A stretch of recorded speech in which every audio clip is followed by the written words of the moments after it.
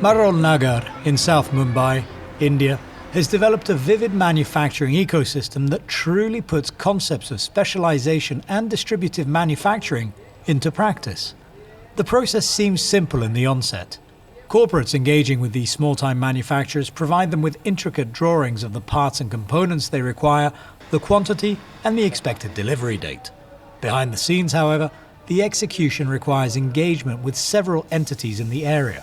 Each component of the manufacturing process, from the material acquisition to machining, thick cutting, grinding, threading and finishing, is done by individual vendors, each specializing in a specific function in the process.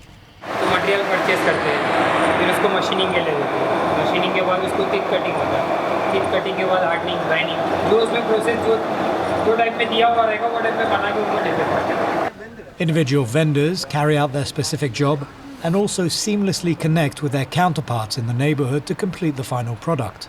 This process of distribution and synchronization mastered by the makers at Marol Nagar highlights the raw manufacturing caliber that India holds.